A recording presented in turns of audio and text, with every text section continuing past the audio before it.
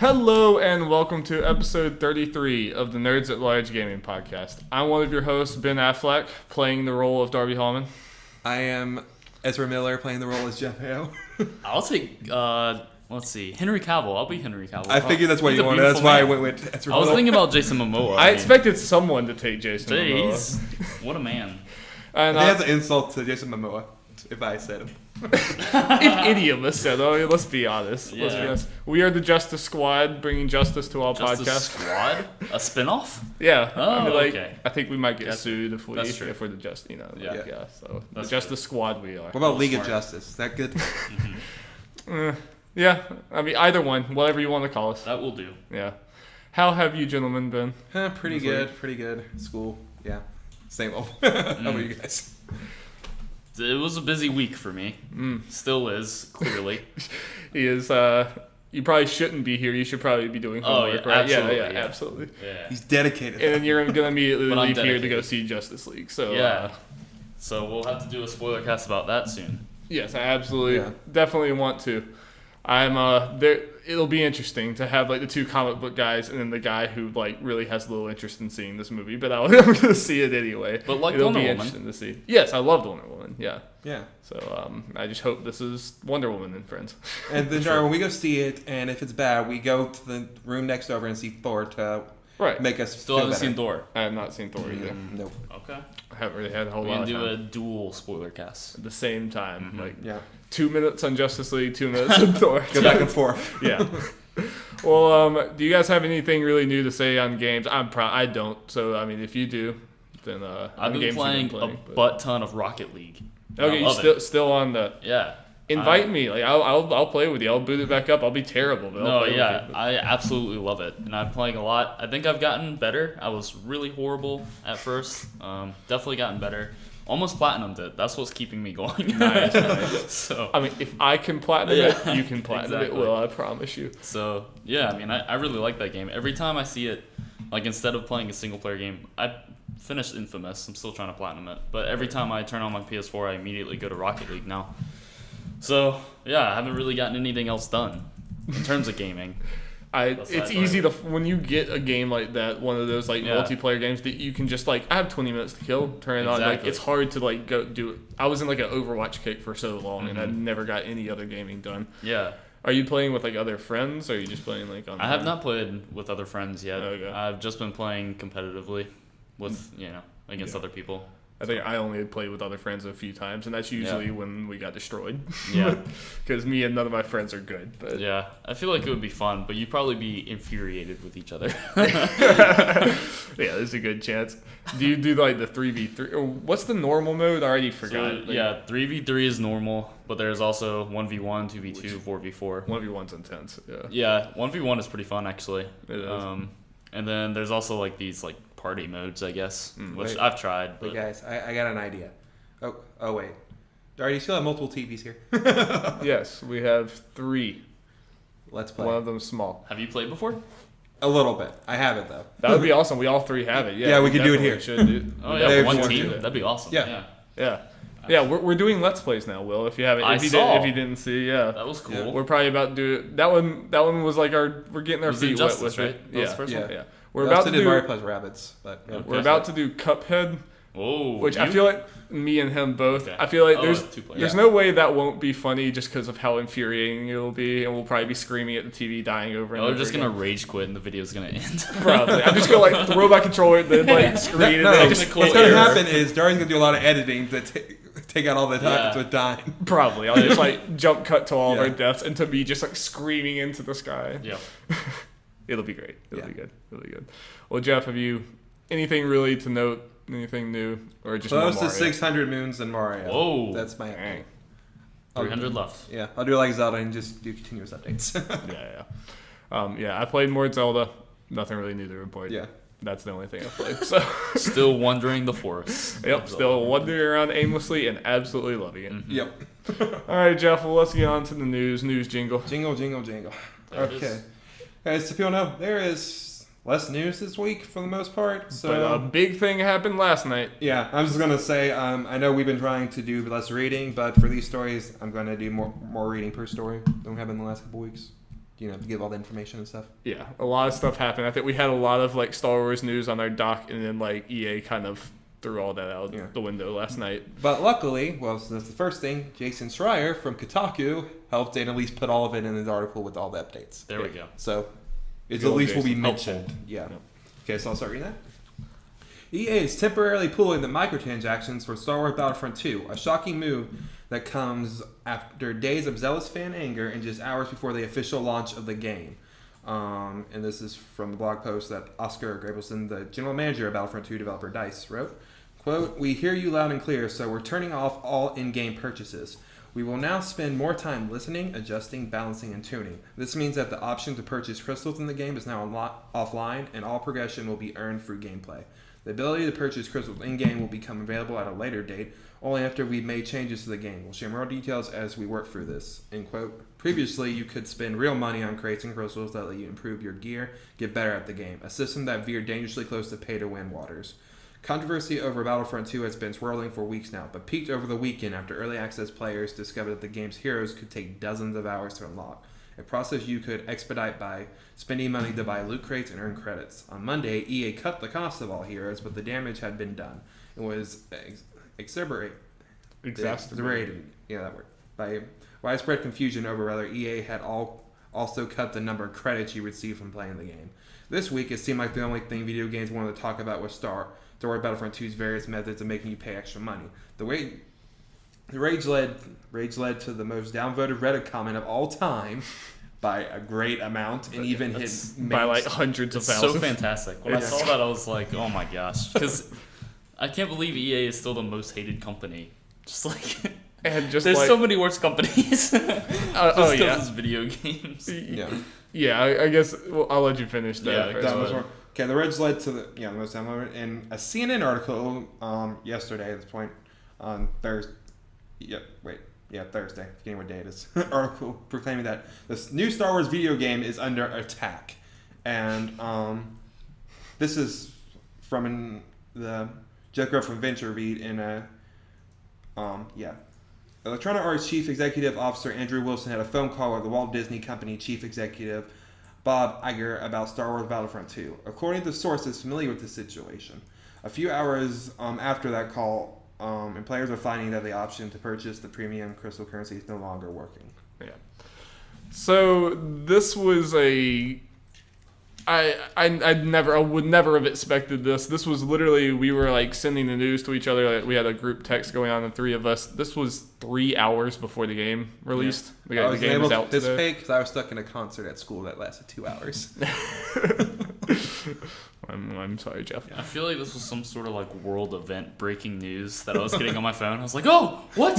Like, had to look up more information really fast. Like, etc. Yeah. You would have thought that, like, North Korea just attacked or something. I was like, oh my gosh.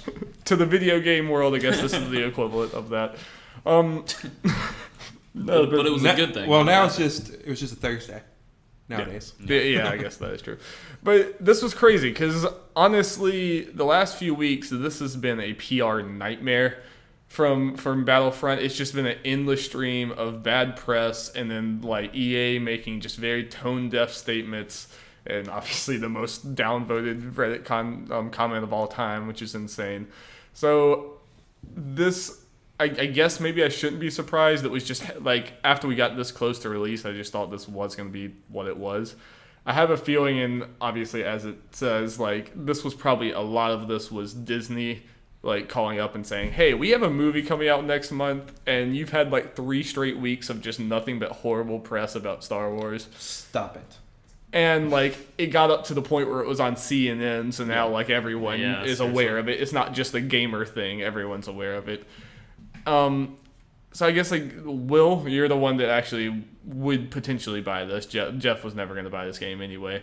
Does this change anything for you, like in the long run of buying the game? I think because I wasn't super interested anyway to begin with. Like I played the first one and I had a lot of fun with it, but I wasn't planning on buying the second one anyway, but not for that reason necessarily.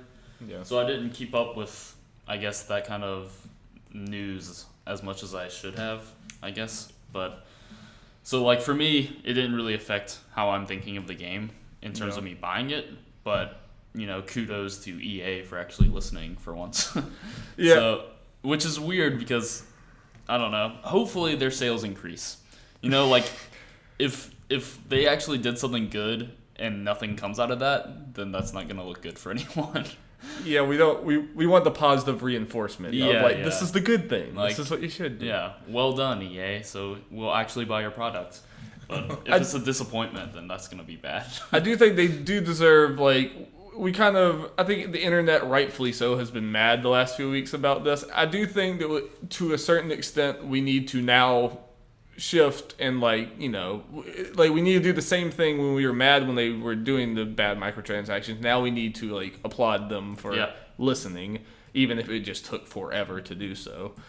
At the same time, it's just it kind of I'm still hesitant to buy the game, partially because I just have so many unfinished games, but also this was obviously this was their vision for the game up until literally a few hours before it releases. Yeah.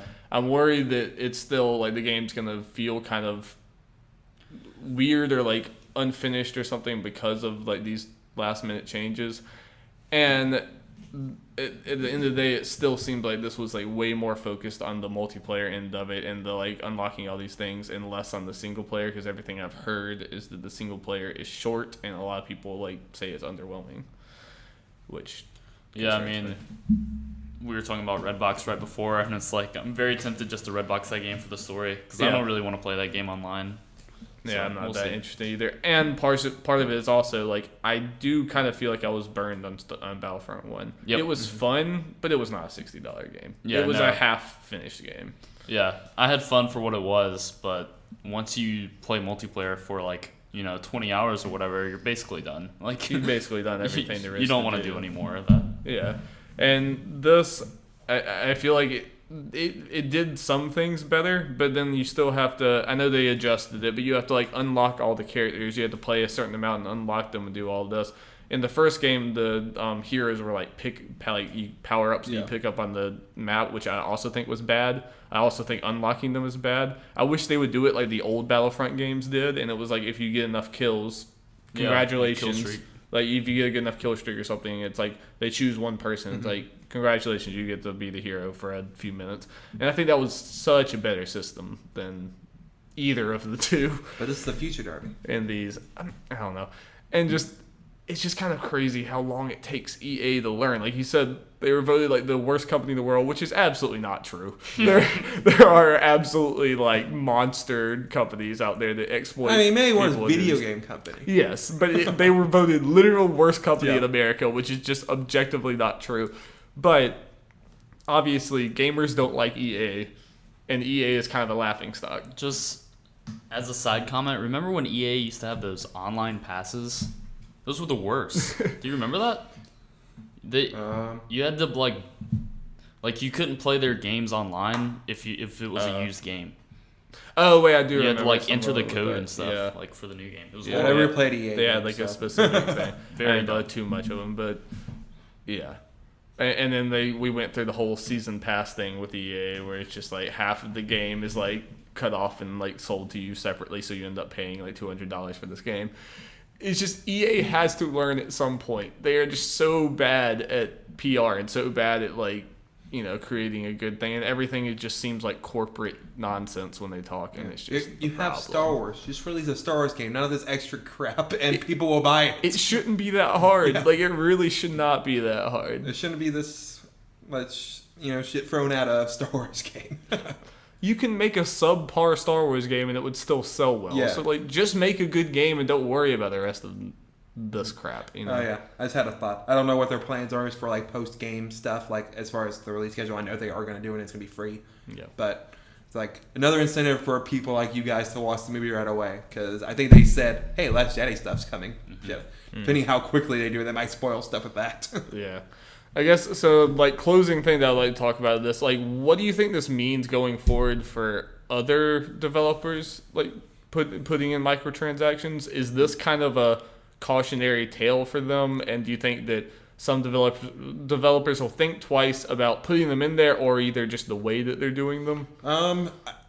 Yeah, I definitely think so. I think maybe we'll get to where most games are doing what EA was trying to do, but because they were doing it too fast. You gotta be steady about this. It'll put the brakes on for the other developers. Like if this worked and made EA money without the backlash, every developer would be doing all this crazy stuff. The important thing about the backlash is it showed how much was too much, and it was like the final straw. So I think developers will probably continue trying to reach up just below that point, but it's good that there's a tipping point now that hopefully won't be broken. And I feel like people would have been mad, but I feel like it never would have got to this point if it wasn't for like EA is like the biggest company, Star Wars is like the biggest name. That's true. So it was a good cautionary tale because, you know, if you mess up or you make people mad in a Star Wars game, you've made a lot of people mad, and that's just kind of where that goes. Mm-hmm. And I hope it will be a cautionary tale. I hope that now going forward we'll start to see maybe better implementation of microtransactions, because me and Jeff kind of talked last week, and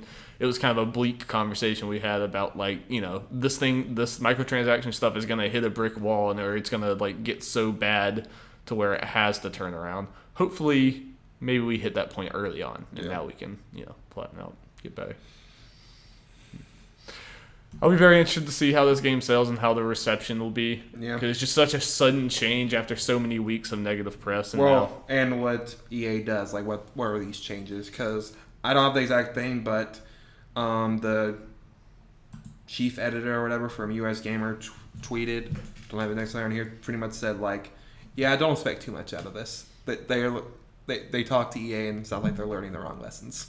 So we'll have to see. Because they did say temporarily took them out. Yeah. So they might be coming back. They might have just taken them out long enough to get people to buy the game and then put them back in, you know? It's almost frustrating that we'll never know what the sales would have been like if there were those transactions. We'll never have that comparison, but it's cool. Very interesting story. It's a very cool story just for video game news. It was kind of cool last night to just see everyone, like, I first saw, like, Jason's tweet saying they're about to pull an Xbox One. I'm like, like, what does this mean? Very interesting.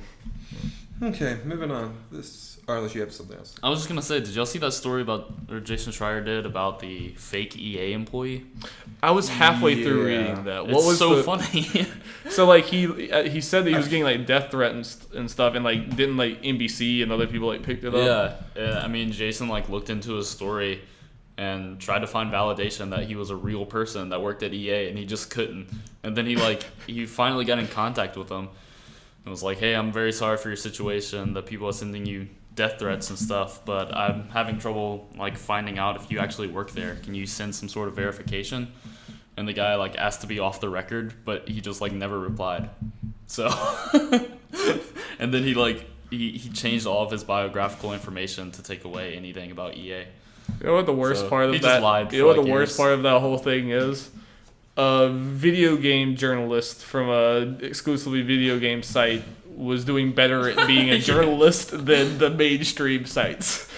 Like, he did more background checking than even NBC. I want to keep saying NBC because I don't remember who picked it up. You know, it was a big... We'll just say mainstream media and not connect to anything. There you go, It's funny that he was doing it for so long, too. I mean, it was a few years that he was claiming to be an employee. Probably just some dude that, like, works at McDonald's or something. It's actually really cool. I mean, Jason did a ton of journalism for that, a ton of research. Very interesting. Yeah, I need to finish reading it. I was, like, halfway through. Okay, ready to move on? Yep. Okay, let's got some Hope Corrigan from IGN. Vivendi has ruled out a hostile takeover of Ubisoft for the next 6 months after the release of third quarter earnings reports. Reuters reports that Vivendi has made the decision due to its third quarter earnings before interest, tax, and the amortization came in at 293 million euros rather than a projected 324 million euros. Ubisoft, on the other hand, is up 96% since January and has beaten sales targets for a record high for the company. The company has been fighting a potential takeover from Vivendi since 2016, when a hostile takeover bid was backed by Gameloft. Earlier this year, Ubisoft announced a buyback program to regain control of its stock, prevent the media conglomerate from taking over. Since then, Vivendi has reportedly been unsure of whether to bid for a takeover, but with Ubisoft reporting fine numbers on its own, it seems the media conglomerate is cooling its jets for now. Yeah. So finally, I mean, like, it's not over, but finally Ubisoft is like making enough headway in this to where it looks like they're clear for a while. Yeah, and actually, no, I don't want to say it. I can't remember the exact thing. I remember we're talking about MPDs later. I think it said something like last month or the last quarter or whatever, like Ubisoft making like the most from software than other companies. I believe it. I believe it with Yeah. To be honest, the only other one I can think of off the top of my head that might can compete with Nintendo at this point. I mean, in that time frame potentially. Right.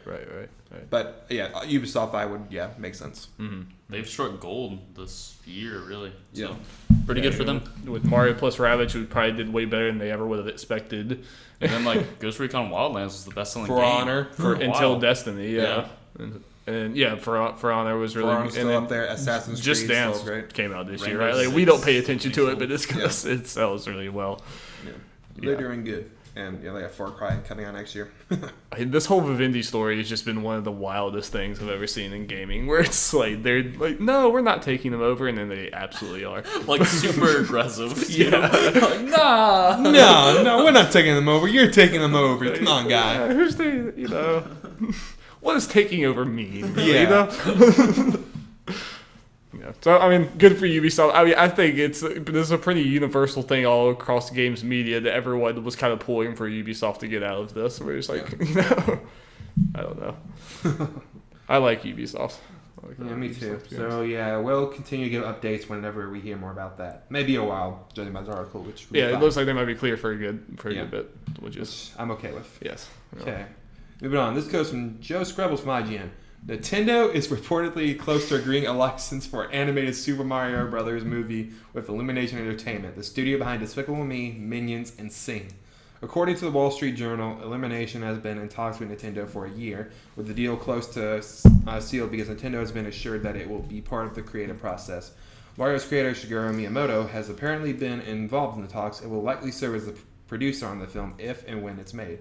The project is apparently in early development at Illumination's Paris studio, Matt Gruff, which is primarily responsible for the Despicable Me films. It likely won't be released for several years.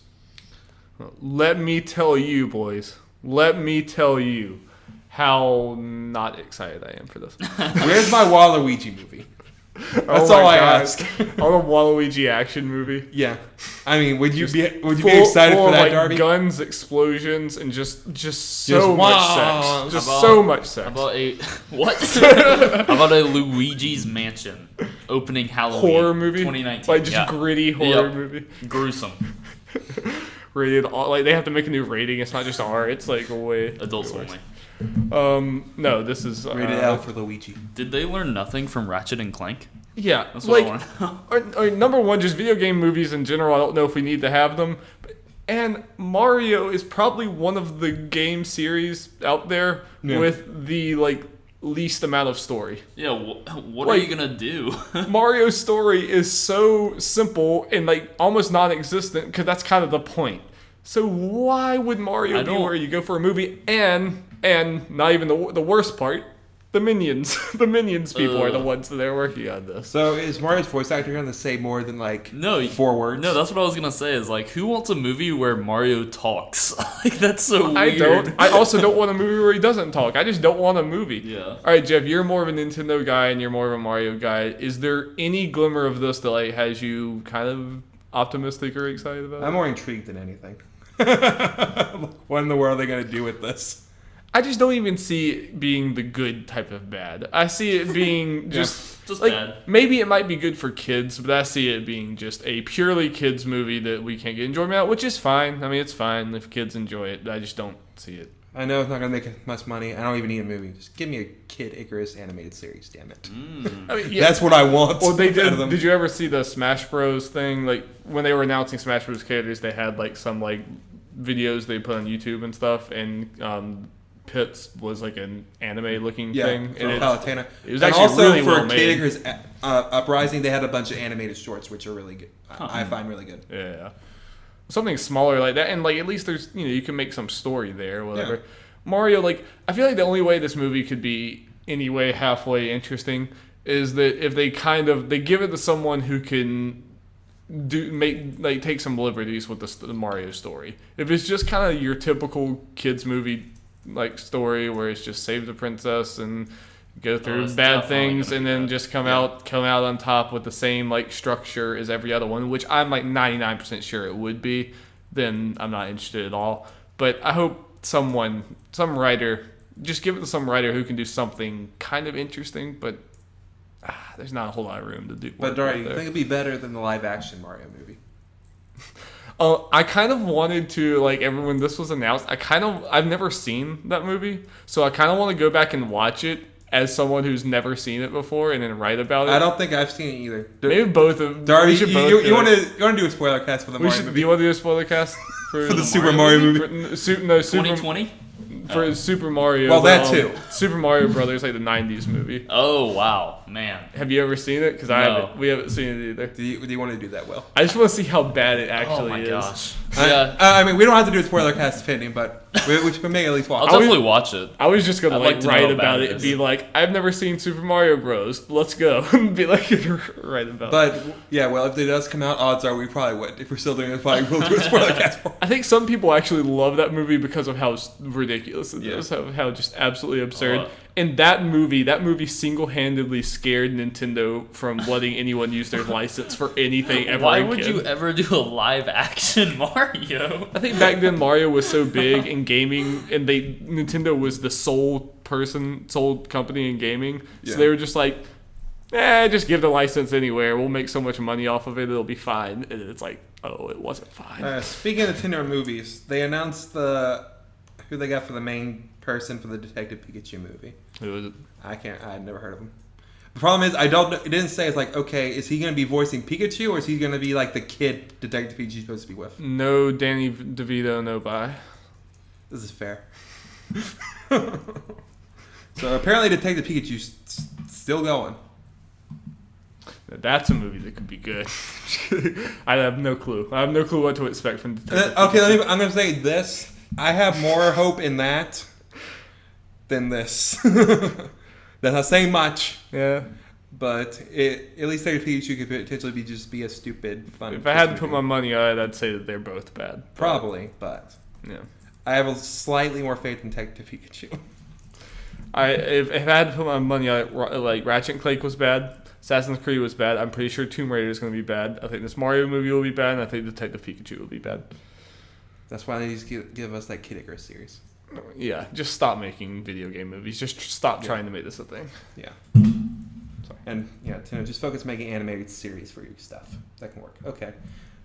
Keeping with Nintendo, and still it's going to be more negative or as negative depending on how you feel. You're about to say still positive. That was very positive, that whole last segment. Yes.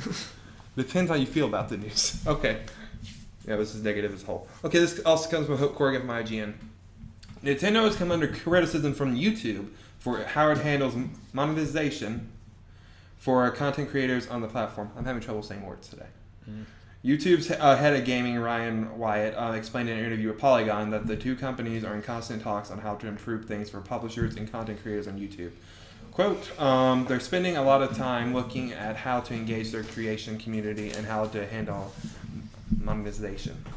Wyatt noted that YouTubers are able to live stream Nintendo content and monetize through our non-ad products, but said he thinks there are ways to better improve and better optimize how they work with the creators. End quote.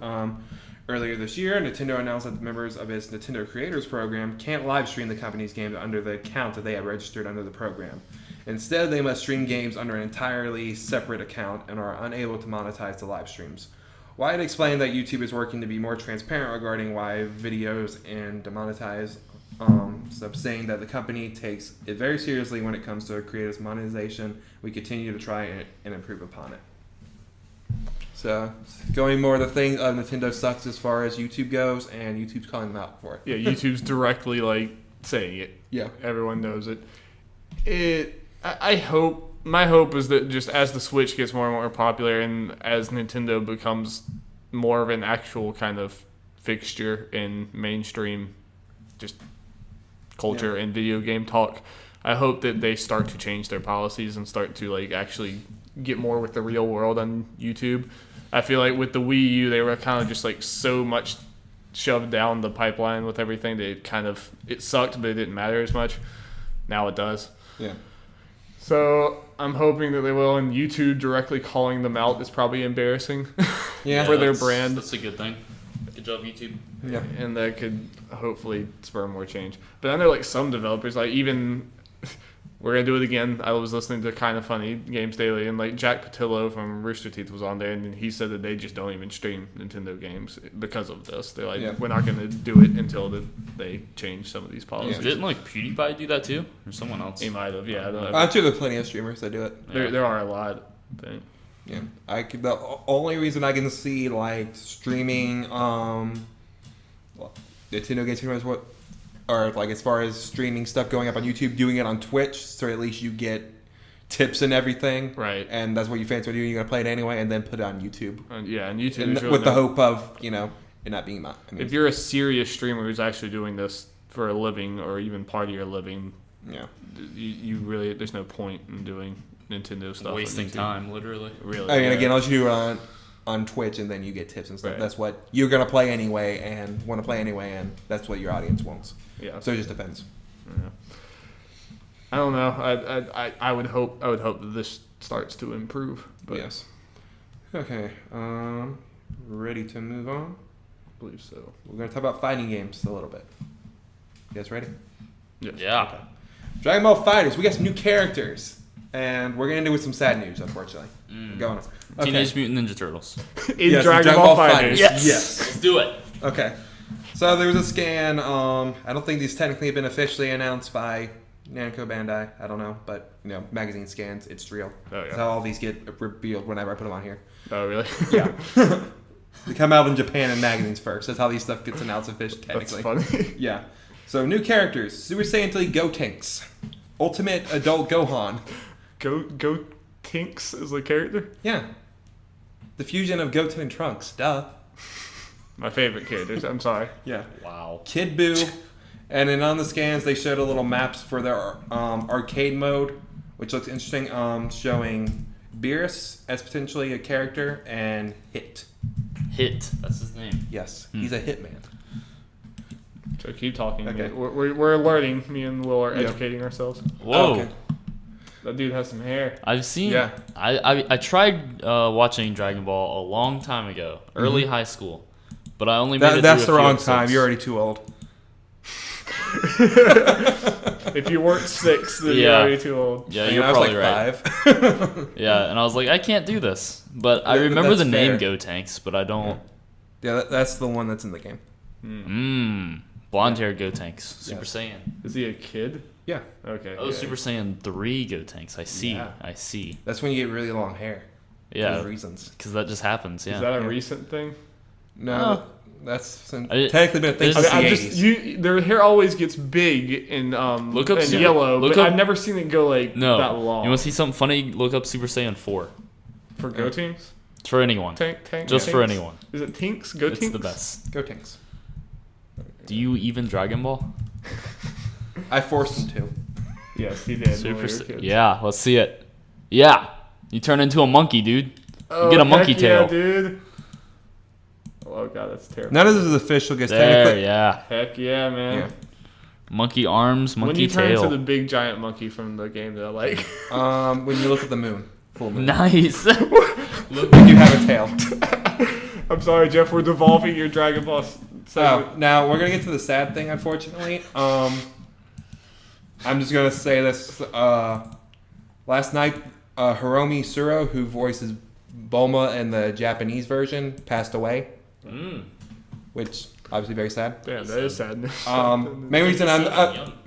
she's 57. Main reason I bring it for this is technically she hasn't been in Dragon Ball Super and shouldn't be in it for a while, like the last 4 or 5 months. Yeah. So technically, Dragon Ball FighterZ should probably be her last role, the last thing she recorded. Yeah. So I thought that was an interesting thing. So that means I'm definitely, at least for the story mode, doing it subs. Yeah. Sorry to bring it down a little bit. I didn't expect that's where we were going with the sad news. I thought it was going to be like some character wasn't in there or something. No, that's cool that you get. I'm glad that she at least had finished recording this. So as far as they show trailers where her voice doing it in, so that's good. Yeah, that's good. I liked her. Just going back to the characters that's hitting in the scans, Beerus and Hit. I like that because that confirms super characters in the main roster. There we go. When you look at the scan, Beerus is obvious. If you're a Dragon Ball fan and you look at all that stuff, like, can't be anyone else. It could be Ginyu. That's all I'll say about that. Dude, is Goku in this game? Actually, in a very weird thing, no, he's not. He's in the background of every match cheering you on. Gotcha. Okay, cool. Oh, it's a cat. Yep. Holy crap. He's the god of the destruction. I don't think I've ever seen him. He's new. He's like literally like 4 years old or something like that. Huh. I have no idea. Oh, wait, I remember that now. What a weird universe Dragon Ball is. It is. I respect it. Yeah, I respect how weird. I like to make fun of Dragon Ball, but I respect how just like surrealist and weird it is. I'm excited for this game. But real talk, there's going to be at least 2 Gokus in this game. 2 Gokus? Yeah. Isn't that definitely getting it? That's pretty down compared to other Dragon Ball. Well, there's rumor for more. There's a leak or a rumor for the DLC, and there's going to be another Goku and Vegeta, but I think that's fake. I feel like every Dragon Ball game I play with Jeff, like half of the roster is Goku and Vegeta, just different versions. Yeah. But since this is a serious fighting game, there shouldn't be less of that because there are less characters in general. Who's the... Oh, Piccolo. He better be in it. Oh, yeah, duh. Piccolo's great. Oh, heck yeah. Best dad. He's an alien. Definitely an alien. Yeah, well, half the cast is aliens. That's true. The majority of them are aliens. Okay, well, we can move on. Alright, Tekken 7 now. Tekken 7. More fighting For games. people who do not know, we haven't talked about Tekken 7, but this is just so out there. I feel like we had to mention it. Yeah. Noctis from Final Fantasy 15 was announced as a playable character, because why not? And he's coming spring 2018. Because honestly, Square Enix is kind of just... Whoring out Final Fantasy 15 he's whoring out Noctis like everywhere they possibly can. Does Noctis only show up in FF15? Yep. Yeah. As far as like, Final Fantasy, mainline Final Fantasy. Yeah, he's going to be in Dissidia as well, the Final Fantasy fighting game, and in this. And Assassin's Creed. Or wait, is it the other No, way it's the other way around. around? Assassin's Creed DLC in Final Fantasy 15. Right, yeah. Yeah, weird. I saw a lot of people complaining about, like, the whole Noctis thing was mixed. But I did see some people bring up a good point. It's like, well, Noctis out of all, like, about any Final Fantasy main protagonist fits in there a lot more, like, visually. Yeah, okay, yeah, visually, yeah. I was trying to think what specifically about him would make me, that makes sense. So I saw a lot of people, I understand this, were upset it wasn't Tifa. Yeah, I mean, like, I would want it. I would have wanted it. I mean, obviously, I don't care about Tekken, but if it was a fighting game I did care about, I would have wanted it to be a more classic Final Fantasy character rather than the last game. But whatever. It's what it is. Yeah. Maybe if Final Fantasy VII Remake was actually further along, they could have put Tifa in there as a promotion. But that game's probably not coming out until 2021 or something like that. So. But he looked dope. Tekken still looks dope. I need to check on the sales for that. I'd actually be interested. Will, checking in with you. What time do you have to leave? Dude, I'm good. Okay, I would say we could skip to the Game Awards things, but if you think you're gonna have to, I mean, I'll probably. We have 2 more things before then. I'm probably good till like 5:50. Okay, so we got a ways. We good. All right. Okay. Now, sales time. We're continuing the trend. I feel like next week might be the end of sales time, or at least for a couple of weeks. We've been getting lucky with the sales data. Yeah. Because now I know when NPDs come out each month. When sales time goes into its hiatus, we have to come up with a cooler name than sales time. Yes. I'll think about it over break. Oh, Jeff, we never made our terms of our bet that we made last week. What's the bet? We never did. We just randomly made a bet that I said that there would be the Niantic, the people that made Pokemon Go, are making a Harry Potter game of Pokemon Go, and I said that there would be a Super Bowl commercial. Oh, wow. Of it, and Jeff just took the other side just to say the other side. Yeah. They could be a Harry Potter commercial, but as long as it doesn't feature the game. Yeah. So we'll let Will just think on what the terms are. Oh, yeah. Also, just why it's up, because we're doing the PSX Game Awards thing. You guys think of terms against each other. Okay. Unless you want me to. Okay. I have an idea. PSX is I'll ask you afterwards. First week of December? Yeah, and then Game Awards are the day before. So after this, real quick, we can talk about like when we want to record that. Okay. Well, sales time. Yeah. Sales time. Okay. So yeah, MPDs are out. We're gonna go through the top 10 like we normally do, and then a couple interesting things. Okay. Number 1, Middle-earth: Shadow of War. Interesting fact: sales grew over 20% when compared to the launch month of the previous release in the franchise, Middle-earth: Shadow of Mordor, which debuted in September 2014. So this sold more than Mordor. Wow, for some reason I thought that was 2015. I know it was all the way back. Yeah, that is an old game. Yeah, for some reason that felt But it's okay. It made sense for a sequel. Yeah, like that were rushed. Number 2, not really surprising, Assassin's Creed Origins. Number 3, Super Mario Odyssey, but does not include digital sales. Not include digital sales, and it's one platform, whereas the other ones, yes, it's impressive. Oh yeah, Nintendo did a little press release thing that made it sound like Super Mario Odyssey was the top selling game of the month. They just meant like for a singular platform. They worded it like that, made it some trickery. Yeah. Were there any other exclusives this month? I was about to say, I feel like they could have just straight up said what happened, and it would still be impressive. You don't have to like trick around, Number 4, South Park: The Fractured But Whole. Are you getting that, Jeff? Oh, I got it. Oh, okay. I just need to find time to play it. He just won't be able to play it until March. I'm making plans. I got this. Okay, number 5, NBA 2K18. Number 6, FIFA 18. Number 7, WWE 2K18. Number 8, Madden NFL 18. 4 sports in a row. Nice. Yeah. I feel like it was that way they were all in a row last month too. I think so. Now, I guess this is some kind of interesting, but I guess not really surprising considering it is a month old. Number 9, Destiny 2, dropping from number 1. Does not include Battle.net sales. And number 10, Forza Motorsport 7. Yeah.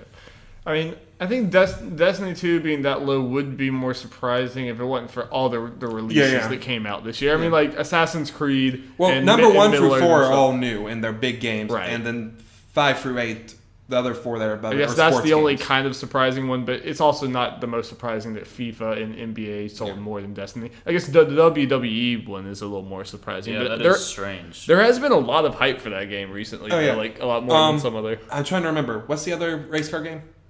Gran Turismo, or the one that came out like this month. I'm trying to remember. Didn't GT Sport come out? That might have been it.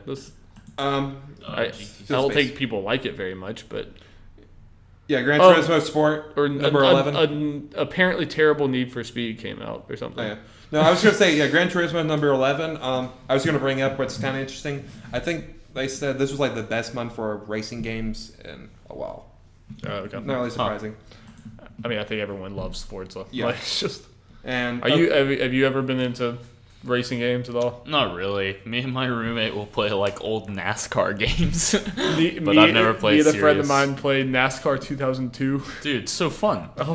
But have you gone back and played it? Because we did a few months ago. Ours isn't that old. Ours is like, I don't know, 2010 or something. So. Oh, that's probably doable. 2001, 2002. No, yeah, that's old. It's unplayable at this point.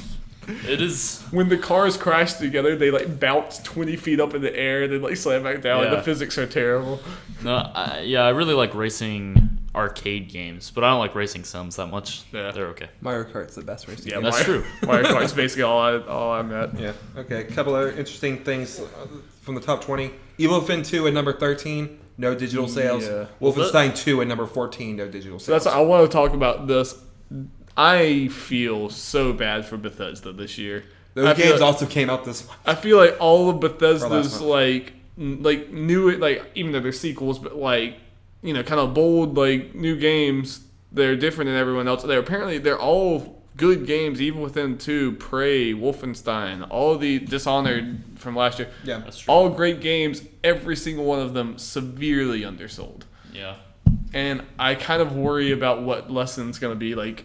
I don't know. If I'm Bethesda, I'm going to be scared to keep trying these type of games. Yeah.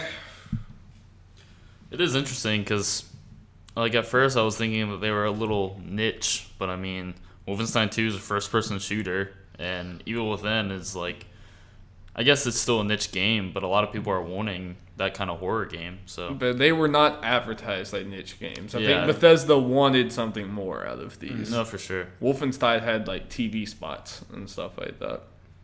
Yeah. And big like stage presences at E3 and stuff like that. And I mean, for it to be in this month 13 and 14 behind some old games and stuff. Because I'm pretty sure right under there, like in between, isn't like Zelda and some other ones right there. I gotta pull still above them. I'll look real quick. Yeah. Okay. The only one that's above them, other than Gran Turismo Sport, in the 11 through 20 is Grand Theft Auto 5. They're actually right above Zelda and Mario Kart. Oh yeah! Breaking news: Grand Theft Auto is out of the top 10. That is breaking.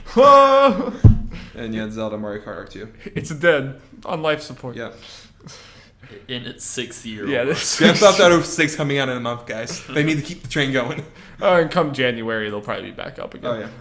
Just because there are a lot of great games. I don't know. Me and you were saying last week, Bethesda's like one of the only companies that's still like firmly holding to the single player game, no microtransactions, none of this BS, and there's just like this is a game, like the traditional game like that. That is interesting. And they're kind of taking on the chin with every single one of them. Yeah, one of the only companies that isn't doing games for service as well, which is telling that their games are so low. And I worry that they're going to be scared out of putting money into these type of projects going forward. Yeah. But, yeah. I mean, yeah, people are figuring out that you can just, I guess, buy those games used later and play them for a few hours and take them back. I guess I kind of hate to say this because it might be taking money away from Bethesda, but the way it is, I told Darby, I think you were here when I said it before, like Wolfenstein, even within 2 in a row, can be $25 next week. Yeah. For Black Friday. Yeah. And they've been out a month. I mean, it's not our responsibility to ensure Bethesda's we're consumers. We're people that buy games. We buy whatever we need to buy. But just looking at the trends, it just worries me. Yeah. Part of me wants to pick up one of these games for that price, not just because I feel bad for Bethesda, because I'm at least somewhat interested in all these games.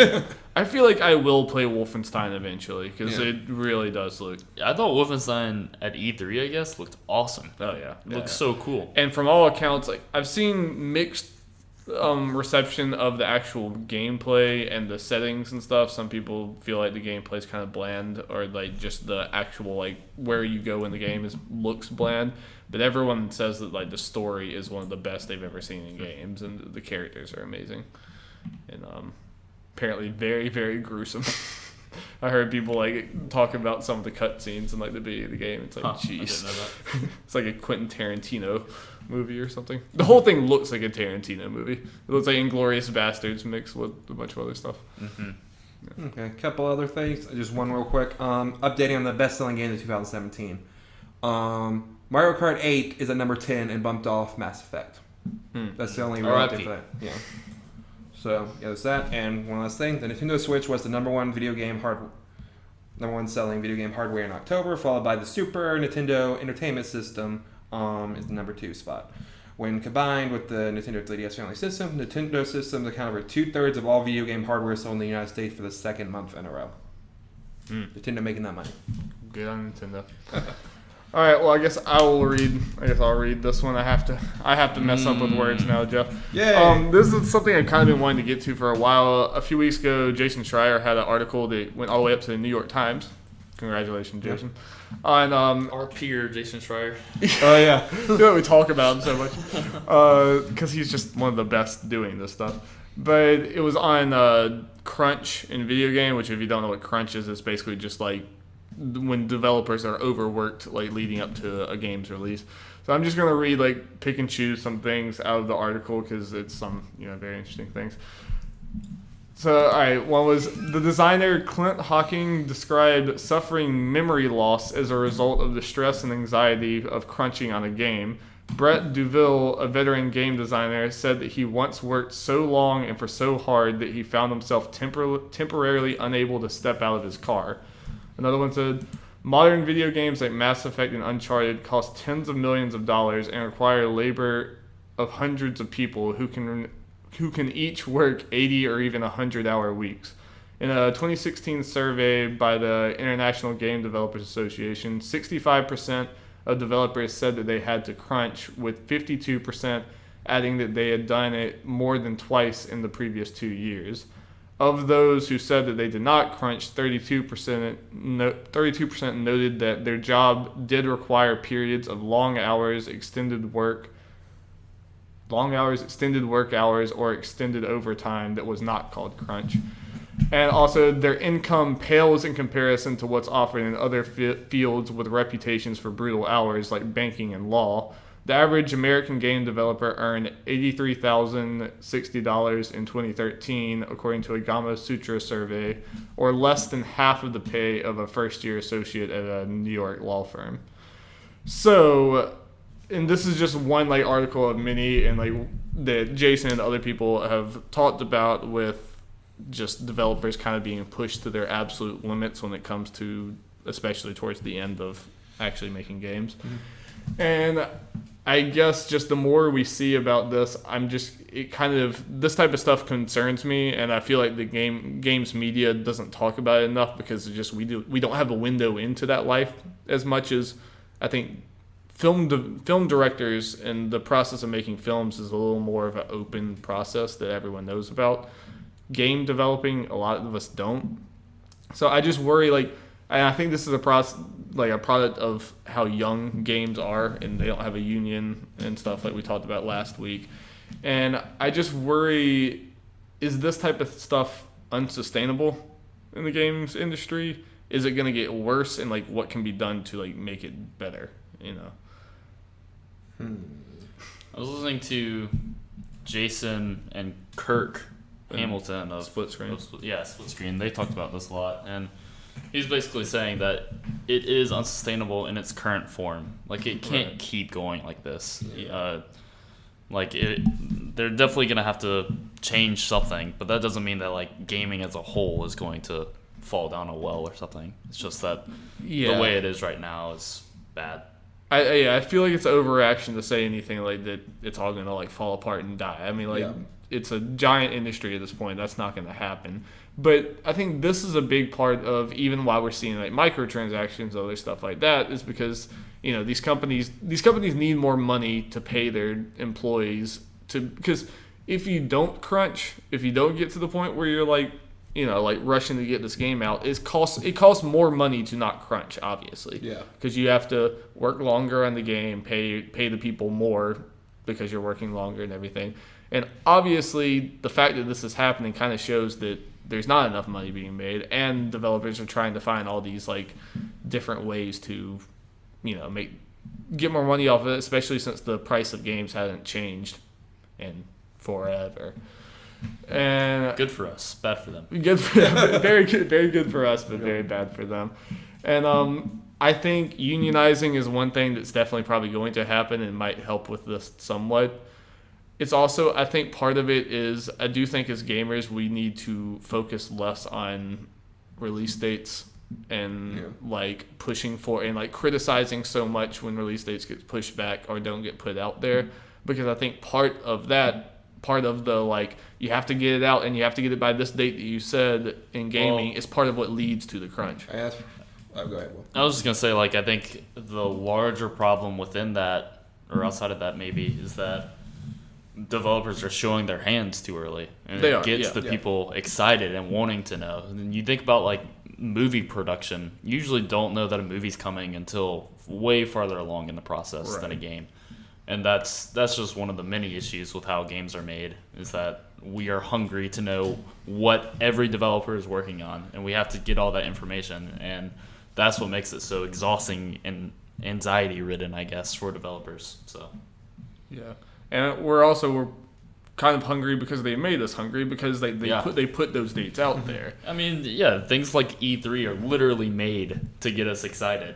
This industry, obviously every entertainment industry is to some point, but I feel like games more than anything is built on hype. It just lives and dies off hype. There's entire companies that are just made for hyping up games and stuff, Or that's half of IGN's business. That's half of all these other websites' business is the hyping up of games.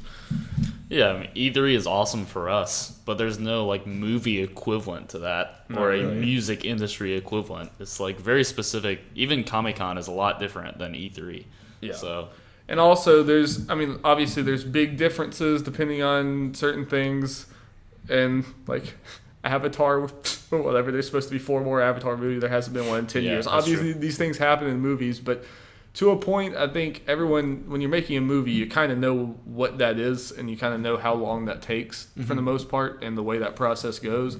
Gaming, it's completely different depending on the game. Movies, we get release dates or release months or whatever for movies that technically haven't even started yet. They're just kind of talking about. And that might get shifted around a little bit, but not. And they usually hit them because you know what you're doing. It's just you film it, you do the effects, you post production, all of that.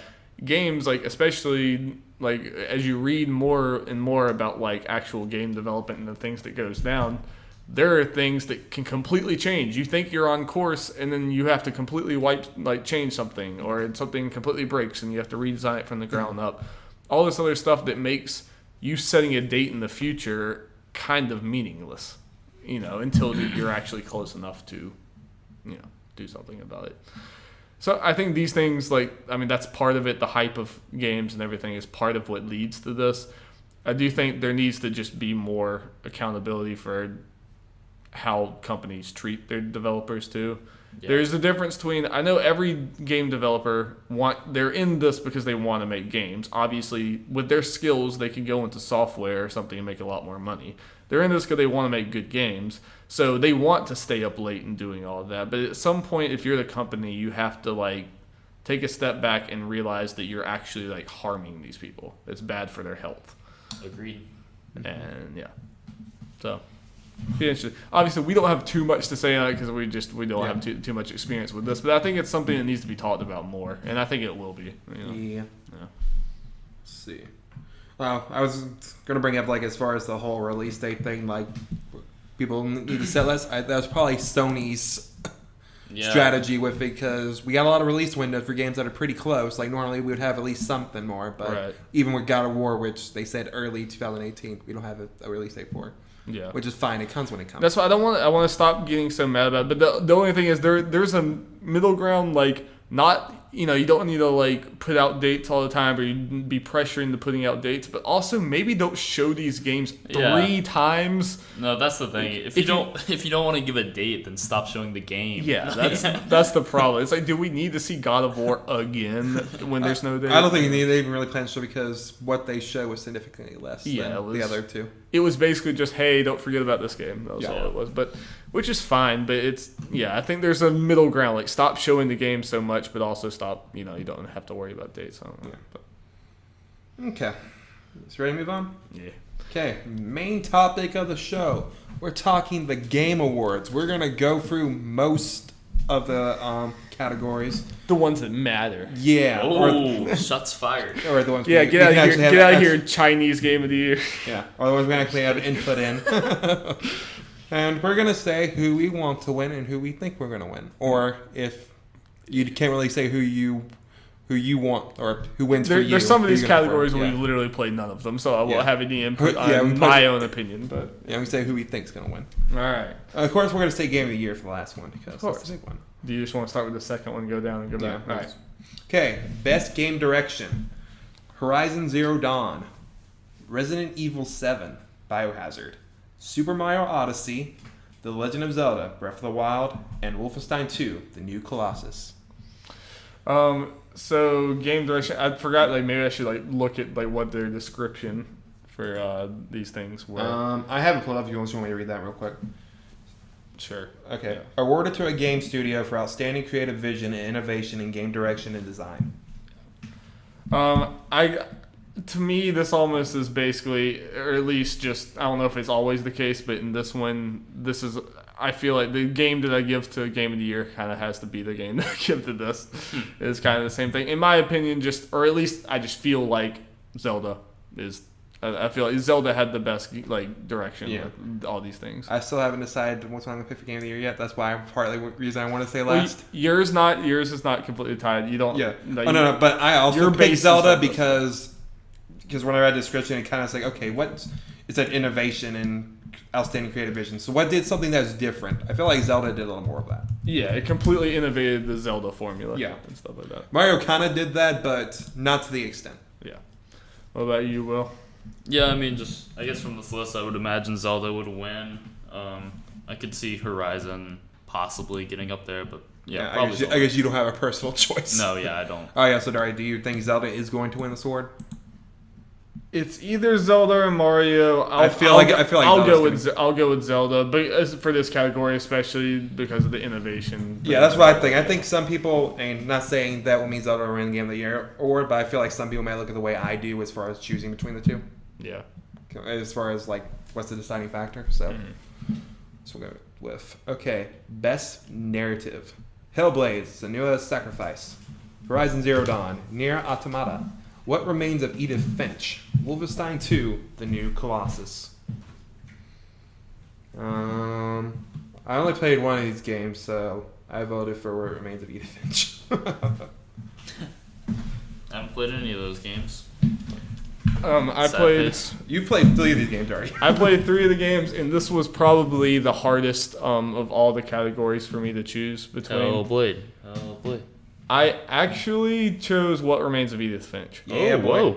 I feel like Hellblade and Horizon stories are like amazing, but when I thought back on this year, like which game like really like the narrative, like one of the biggest things for narrative for me is it something that I was thinking about 5 days later, that I was still like, I just was so enthralled with the story they were telling me, and nothing compares, in my opinion, to. Well, we go back to our spoiler casting for Remains of Edith Finch, where it's literally just us talking about the story for however long we did it. It went on for a while. Because the whole game is story, and it's just.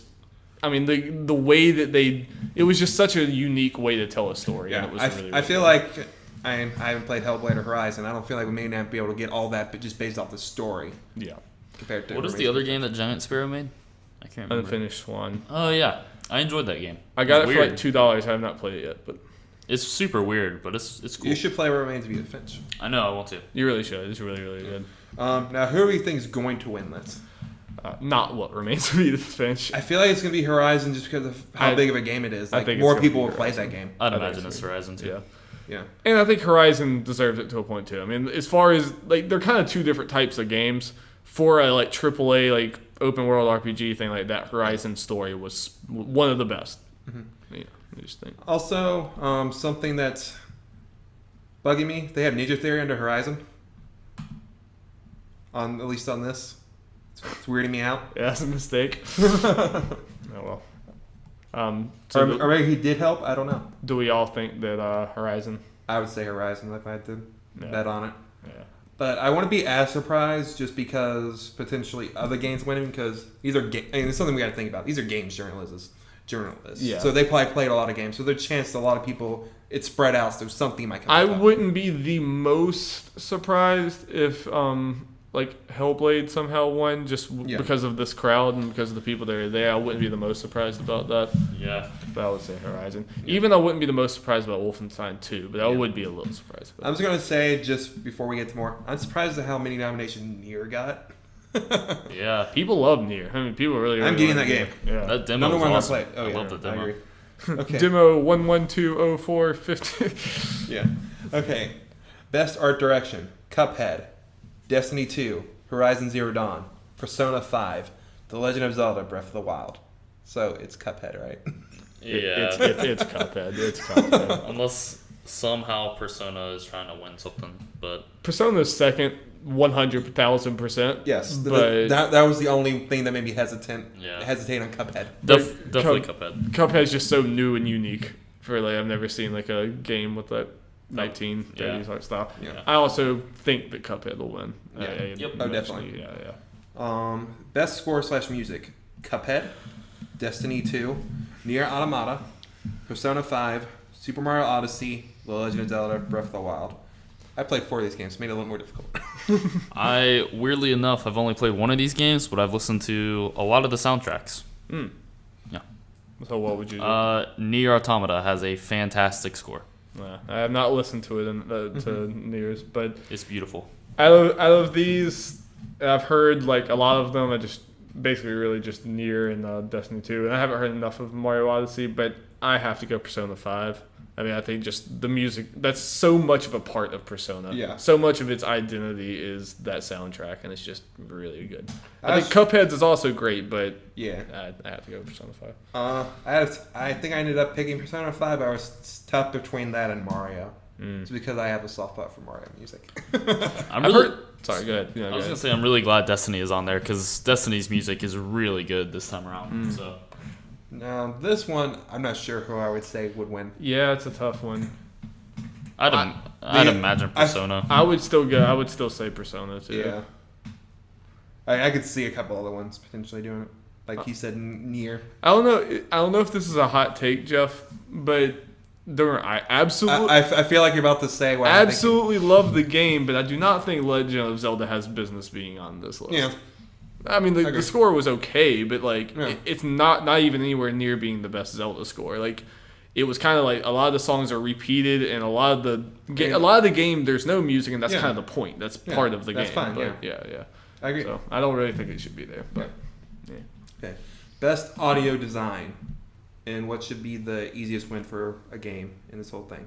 Destiny 2, Hellblade: Senua's Sacrifice, Resident Evil 7: Biohazard, Super Mario Odyssey, and The Legend of Zelda: Breath of the Wild. Yeah, like, I understand, like, I'm the only one that's played this, but, like, you have to trust me, Hellblade's the one that deserves it over all of these, and it's not close, just from what I've heard, I would imagine Hellblade. Some of the things that it does with audio and, like, even putting it in the gameplay is things that I've never seen in games before. So, like, with the binaural sound in your headphones. This is one of those categories, kind of like with Cuphead and art design. I'm going to be shocked if Hellblade doesn't win. Yeah.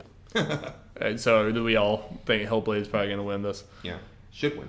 I mean, especially what they did with like headphones and stuff. It was so good, so good. Okay, best performance: Ashley Birch from Horizon Zero Dawn as Aloy, Brian Bloom, Wolfenstein 2: The New Colossus as BJ Blazkowicz, Claudia Black in Uncharted: The Lost Legacy as Chloe Fraser, and Laura Bailey from Uncharted: Lost Legacy as Nadine Ross, and Melina Juergens in Hellblade as Senua. I'm the only one that's played any of these, right? Yes, and you've played, 3 out of the 4 games. Yeah, I've played all but Wolfenstein. Yep. In my opinion, it's also Hellblade, and I think it's Melina. I can't pronounce her last name. Juergens? Juergens. Juergens or Juergens? I think it's probably Juergens, but... Anyway, she just, like, the game was built so much around her performance because you're just, like, so tied into her character, and I feel like she portrayed the emotions and stuff of Senua very, very, very well. Mm-hmm. All of these are great. Yeah. That's where I would go with. I haven't heard much of her voice acting, so I can't say as much, but I can imagine, the voice acting has to be great for that game to work the way it does. I guess who do you think is going to win? Because of the crowd, I wouldn't be surprised if it's Ashley Birch. I'm stuck between if it being either Ashley Birch or Laura Bailey. Laura Bailey probably because of the name. Yeah. She's. Even though I think Claudia Black was probably better, but that's just my opinion. In that game. No. I'm just saying Laura Bailey is the biggest name out of this thing. Right. So people like maybe me or Will who haven't played these games would pick her by default. That's true. I'm kind of tied between Ashley Birch and Melina Juergens on who's going to win. I could see this being another one where the game's media crowd picks Hellblade just because of how interesting it was. If you held a gun to my head, I'd probably still say Ashley Birch though is going to win. What about you, Will? I don't really know. It's fine if you don't have I don't know. You hadn't even played them. Okay, games for impact: Bury Me, My Love, Hellblade: Senua's Sacrifice, Life is Strange Before the Storm, Night in the Woods, Please Knock on My Door, and What Remains of Edith Finch. This was another tip. Yeah. I feel like Life is Strange would be, personally for me, a better... I would feel more good about voting for it, if the whole game was out. Yeah. I mean, for me, personally, it has to be again Hellblade because of what it did for mental illness and stuff, and just if we're talking about games for impact and how much people felt like that game spoke to them, and all that stuff. I feel like I picked Night in the Woods. It's a game, which play also people. Your game. You were telling I remember after you played that, you were telling me how much it feels like you related to it as a college student and as all these other. And things. I think it does homosexual relationships. There's a gay couple. I think that's done really well. Right. You didn't know at first until they said it. They're not stereotypical at all, and that's right. I think that's just good. Yeah. And, now who do I think will win? I would say Hellblade. I say Hellblade too. I think Hellblade's gonna win a lot of awards. Yeah. What do you think, Will? I don't know. I will say this: I do not know anything about "Bury Me, My Love" or "Please Knock on My Door." Yeah, I don't either. Yeah, I don't know Night in the Woods either. So it's great. I feel like if we make it at all analogous to the Oscars, Hellblade's that artsy movie that most people haven't seen but wins all the awards. No, yeah, that makes sense. I feel like Hellblade didn't make headlines as when it came out. A lot of people were talking about it at least. in this like games media game critic crowd, I think Hellblade's gonna win a lot of awards.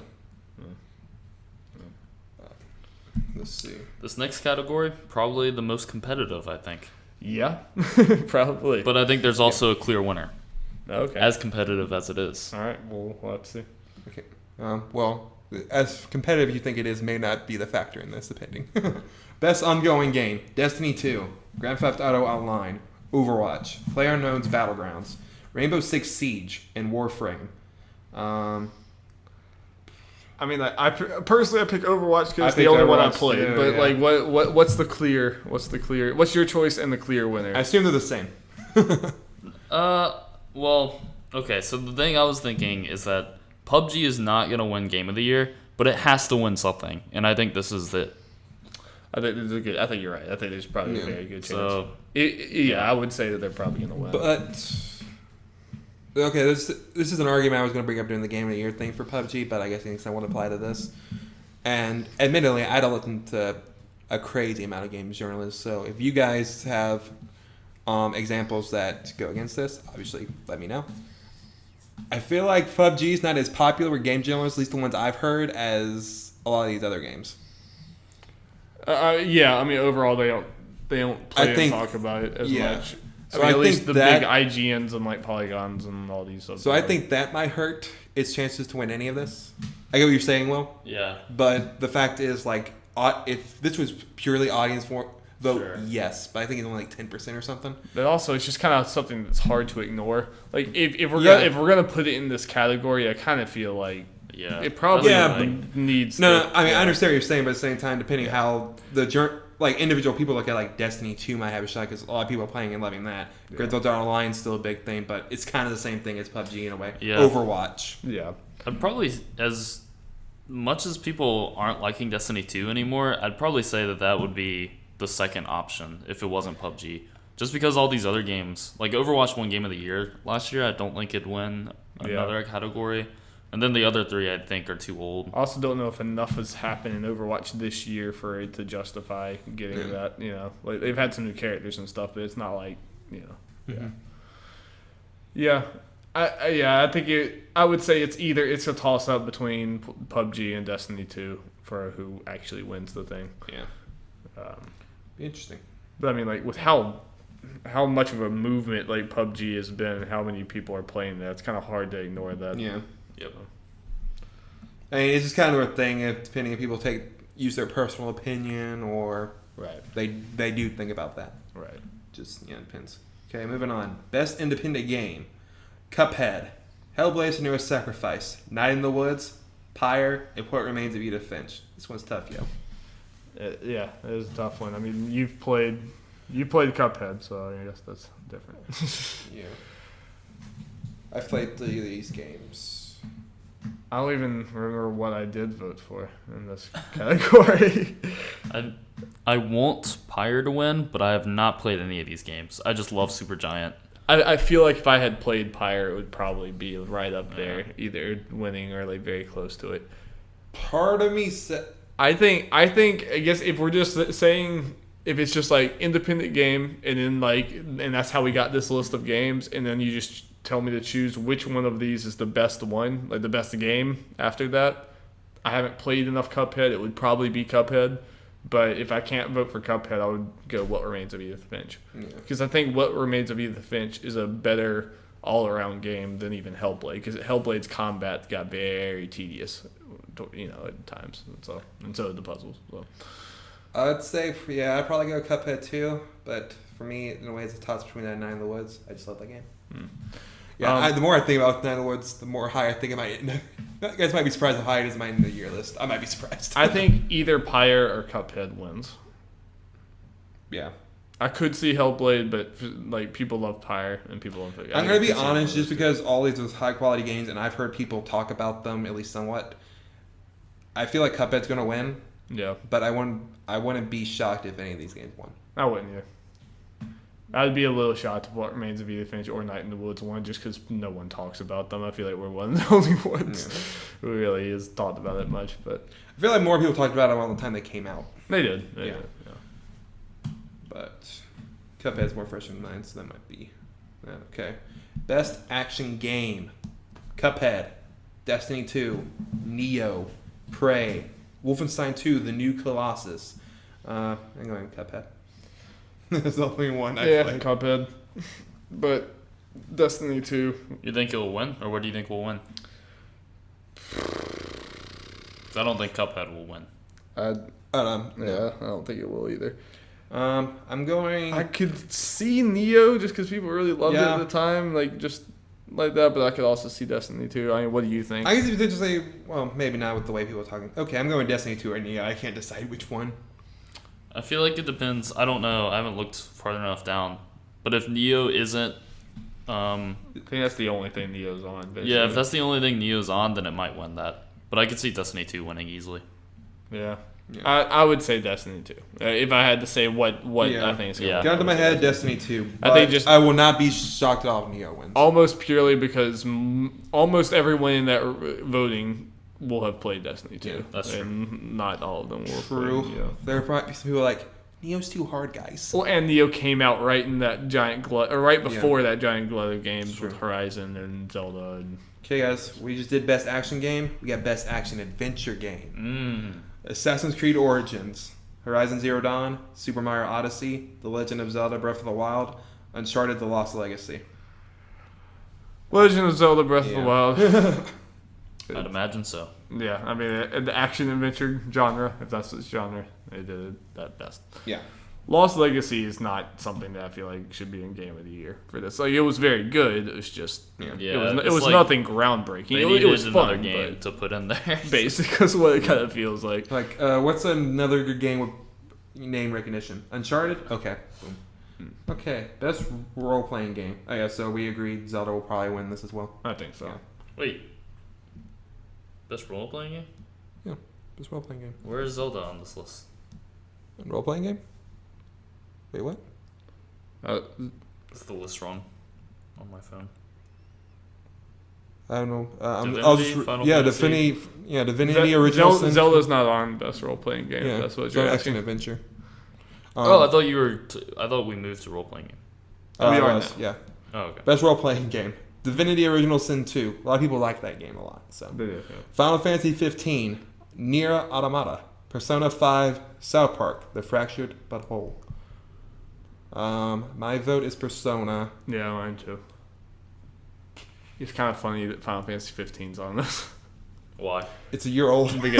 because it came out last year. It's just the cutoff. The cutoff was like it wasn't on last year. Yeah. It's just kind of weird to think about that. Like that game feels like so long ago.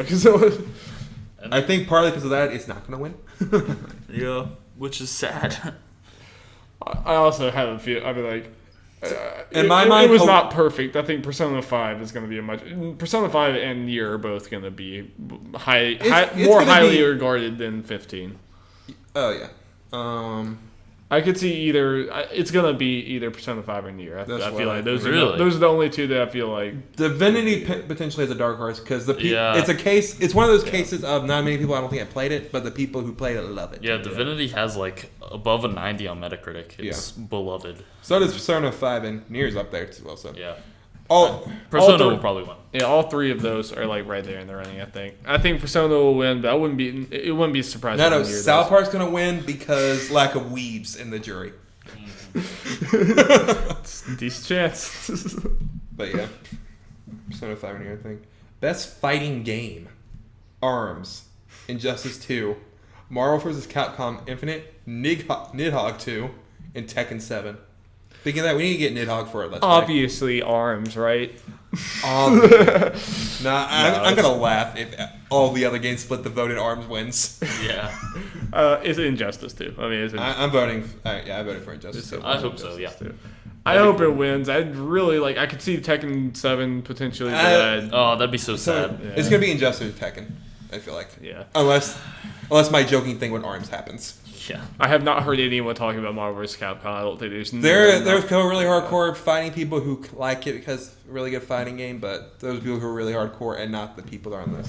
That's true. There'll be a lot of people in here like, Injustice is really pretty. It has superheroes and stuff. It was fun. Cool story mode. Check. I think Injustice is going to win, even as I hope so. much as people like Tekken 7. Ninja Turtles. Okay. Best family game: Mario Kart 8 Deluxe, Mario Plus Rabbids Kingdom Battle, Sonic Mania, Splatoon 2, Super Mario Odyssey. I played all these games. It's a weird category just because of how... This is not the category I would expect me playing all the games for. I feel like Super Mario Odyssey is weird in that category. Just like you look at all the other games and you look at Super Mario Odyssey. It just I feels like how Mario's in 60% of these games. I like how Mario Kart 8 is in here. That's an old game. Mario Kart Deluxe is on a couple of these things, I think. Just keep releasing new versions of it every year so it can be running every single year. So, Mario's the clear favorite for this, right? Super Mario Odyssey, sorry. Yeah, it's just kind of underwhelming because I wish that we could just take that out and look at the rest. No, it was that. Then I'd be conflicted. Yeah, would you go Sonic Mania if it was the rest of them? If you took out Odyssey? I'm not sure. I'm just asking him because he actually played them all. Yeah. So it's interesting. Yeah, I still need to finish Sonic Mania. That's one of my goals for Game of the Year, but it's a great game. At the moment, I probably got Mario Plus Rabbids. Do you just want to take out strategy and sports? Because I don't think either. Strategy, Mario Plus Rabbids. That's all you need to know. Mm-hmm. All right, best multiplayer. Okay, Call of Duty World War II, Destiny 2, Fortnite, Mario Kart 8 Deluxe, PlayerUnknown's Battlegrounds, and Splatoon 2. PlayerUnknown Battlegrounds is going to win this. Yeah, it's PUBG. It's PUBG. But I vote for Mario Kart 8. I think that if we get over the hurdle like PUBG's in there, I think PUBG should win. I do. I think it's going to and should win. I agree. It's like captured so many people and it's like such a fun idea. And so yeah, I think it deserves it. Yeah. Okay, we got that out of the way. So most anticipated game. Weird category. Yeah. God of War. Which marketing is working the best? Yeah. Marvel Spider-Man. Monster Hunter World. Kind of stands out with all these, but whatever. Red Dead Redemption 2. The Last of Us Part 2. Good thing there's a Microsoft game on here, right? Yeah. Yeah, I think. Where's Crackdown 3? Yeah, seriously. 3 of these are PlayStation exclusives, right? Yeah. And I mean, to me, it's The Last of Us Part 2. Red Dead Redemption is very close second. I mean, it's definitely going to be one of those two. Yeah. I mean, my personal is The Last of Us Part 2. I also think it's going to be the one. Well, I don't know. Red Dead might, but... Red Dead is closer. I feel like that will play a difference. Part of me feels like, yeah, Red Dead and Last of Us are the front runners, but honestly, I wouldn't be surprised about any of these but Monster Hunter. I would be. I'd be surprised if it was not Last of Us or Red Dead. I'd be pretty surprised. I don't imagine people putting Spider-Man or God of War. I think Red Dead's too big. I think Red Dead's going to win it. But I agree. I would vote Last of Us. What would you vote, Will? Because you might be Spider-Man, right? No, I'd actually vote Red Dead. You would? Okay. There you go. I love Red Dead. Yeah. Okay. All right. Well, Game of the Year? Or are we... Wait, we got... We don't care about these things. Indie game, I guess. Best debut indie game. Cuphead, Golf Story, Hollow Knight, Mr. Shifty, and Slime Rank. Team Shifty. All right, this is all you. You're the I only don't one. know. This is all you. Well, I played Cuphead and Mr. Shifty. Cuphead. I feel... Good. I feel like Cuphead is my favorite, but people really loved Hollow Knight. And that's the kind of game that I think the people that are voting for this would actually... People also do like Golf Story a lot, but everyone says they like it, but it's not perfect. I don't think it's like winning a... People who played Hollow Knight loved it, from what I've seen, and these are the type of people voting on this who would have played Hollow Knight. I still think Cuphead wins. Oh yeah, but if it's not Cuphead, I would say Hollow Knight. All right, Jeff, Game of the Year. Game of the Year, guys. Okay, these are the nominees for the Game Awards for the Game of the Year. Horizon Zero Dawn, Persona 5, PlayerUnknown's Battleground, Super Mario Odyssey, and The Legend of Zelda Breath of the Wild. Oh, very good games. Very, very good games. I like kind of hate, like, Horizon is so damn good, but... I think this is the first time in years where I've played multiple games on the Game of the Year list. Yeah. I've played like 3 of them. You've played 4 of them, right? No, I played 3 of them. Huh? What'd be the 4th one? Oh, wait, you haven't played Horizon. Yeah. Duh. As good as Horizon is, Zelda is just like nothing is like captured. Like a game hasn't captured me like that in a very long time, and it's just like I just can't put the game down. And every like time I like go some random direction in that game, I absolutely love it. So like I have to give it to that. But Horizon is a very close second, and Persona is a very close third. So yeah, very good list. Jeff, you have to make the decision now. Even if you change it later, you have to come out of this saying something. You have to come out of this saying one of them. One of the two. If you don't know, listeners, he is deciding between Zelda and Mario. It's very obvious. Yes. My vote right now. He has not even leaned one way or the other. I've asked him this question about 7 times, and he's not even given the inclination either way yet. So I honestly don't know what he's gonna say, but as of right now, I pick Mario. It could because I'm playing it right now, but they're both just, again, I've said before, best games of all time to me. Yeah. Amazing at what they all do, and I feel like while Zelda definitely has some high point, I mentioned it before, there are a couple spots in Mario that kind of elevate it. A couple instances that just made me really happy. That might be the thing that elevates it, but I need to finish Mario, and you could ask me tomorrow and I could potentially say Zelda. So. Yeah, makes sense. Well, what do you guys think is gonna win? Zelda.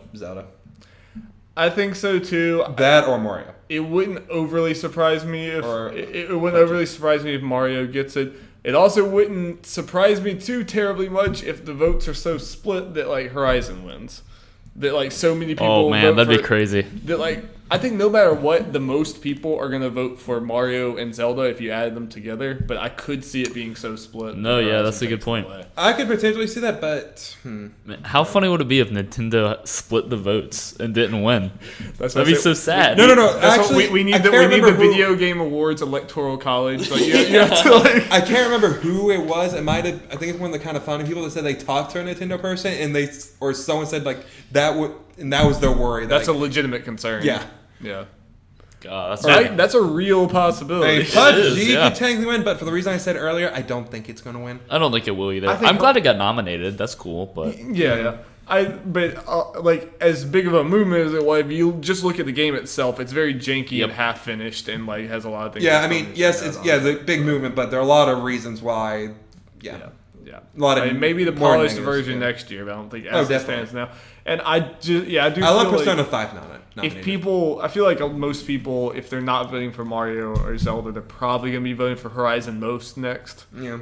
There's going to be a decent amount of people voting for Persona 2, but I feel like Horizon will probably be the number 3. Maybe. Persona's more niche, though. Yeah. Yeah, but again, glad I was nominated. I'm glad I got it. Now, going to the back to split thing, what if Zelda and Horizon split votes for the whole open world thing? It could. Because a lot of people could think like Andrea Renee. That's true. The Mario would win. Yeah, I guess just with the last, since we have a few minutes or whatever.